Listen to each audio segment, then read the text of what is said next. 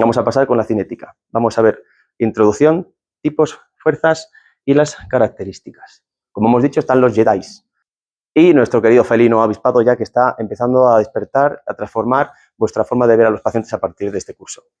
Cinética, rama de la mecánica que describe las fuerzas, ¿vale? Jedi, lo vemos en el cine. Cine, cinética, fuerzas. Vamos a dar introducción al centro de masa de un cuerpo o segmento corporal. Es el punto teórico en el que se concentra la masa del cuerpo o segmento a estudiar y donde se considera que actúa la fuerza de la gravedad. ¿Alguien sabe de los aquí presentes dónde se encuentra el centro de masa del cuerpo humano?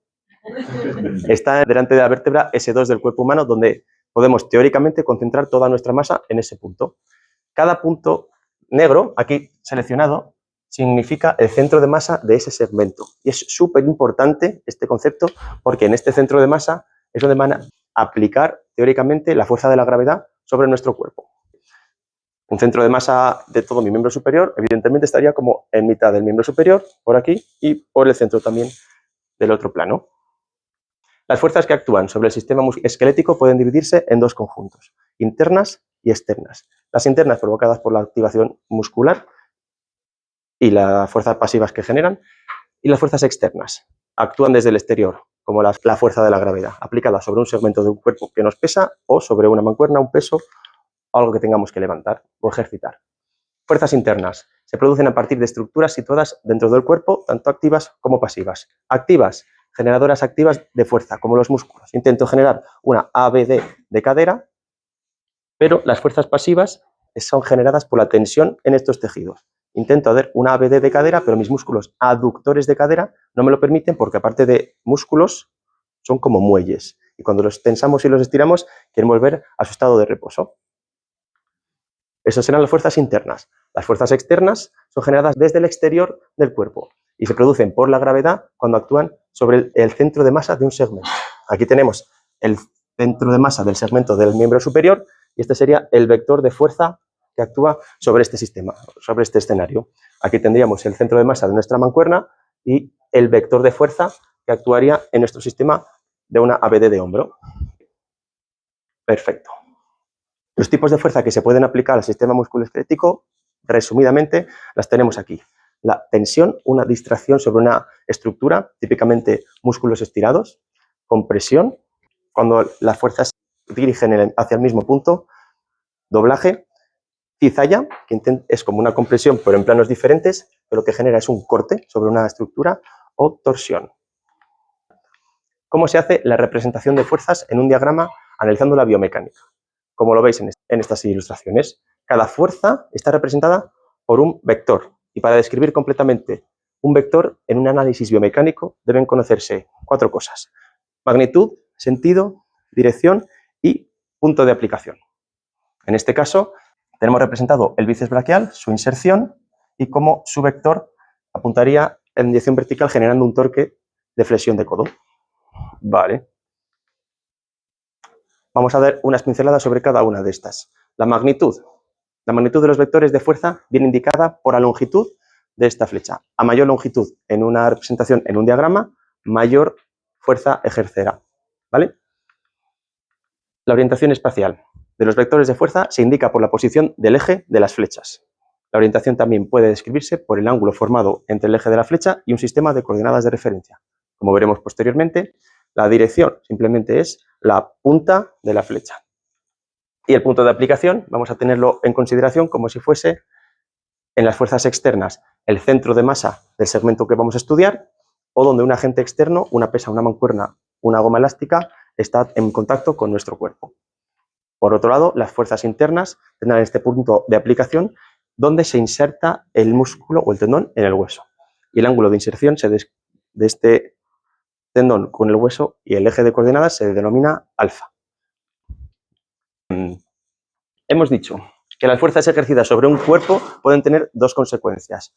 O trasladar un segmento de un cuerpo a otro. Si a mí me empuja una persona, me traslada de un punto A a un punto B, me transmite su fuerza, o puede rotarme una articulación.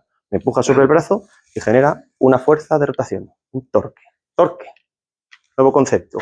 O par, se considera el equivalente rotatorio de una fuerza aplicada en un sistema de un eje y palancas.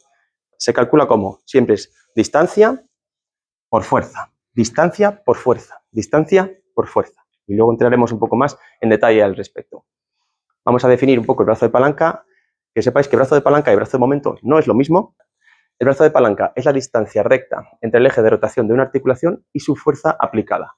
Y tiene, por lo tanto, un brazo de palanca interno y uno externo. Vamos a calcular nuestro brazo de palanca. Todo el mundo coge su dedo pulgar de la mano izquierda y se apunta en el eje del codo.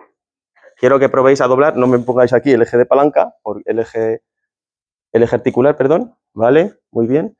Y con el dedo índice quiero que toquéis vuestro bíceps. Os ponéis duros, como si fueseis al gimnasio, y tocáis vuestro bíceps, ¿vale? Prolongáis a ver dónde está la inserción del bíceps en el antebrazo. Suele ser entre 3 a 5 centímetros. ¿Vale? Lo tenéis como yo, eje articular del codo, inserción de mi bíceps. Esto de aquí, bien, bien, es vuestro brazo de palanca del bíceps. ¿Ok? Lo tenéis localizado, es importante para luego posteriores explicaciones. Lo tenéis.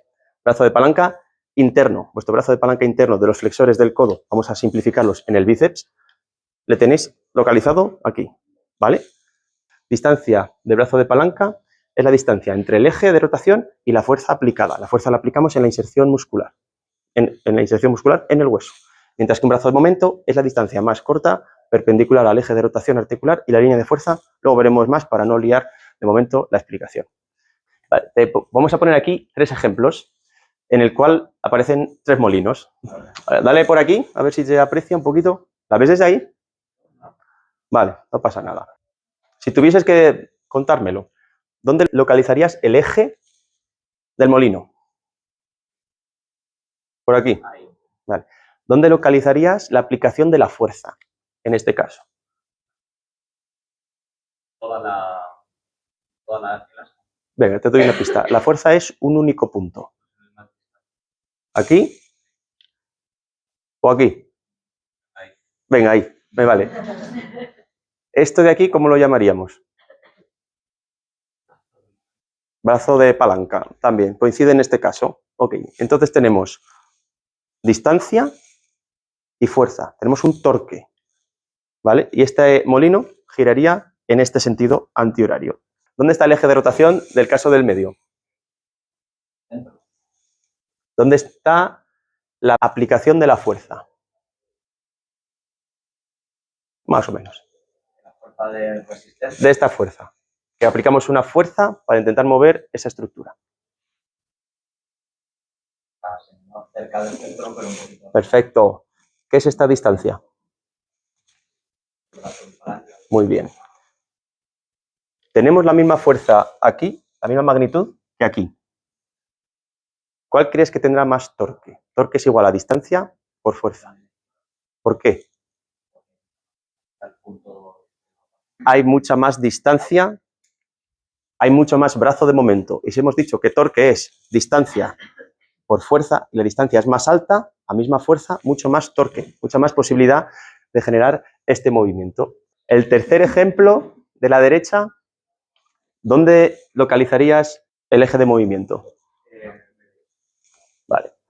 ¿Dónde localizarías el punto de la fuerza? Muy bien. ¿Qué ocurre en este caso? No sé. ¿Por qué? Torque es distancia por fuerza. Si la distancia es 0, muy bien. El movimiento, la fuerza es 0. ¿Habéis entendido esto, querido Sancho? Muy bien, muy bien.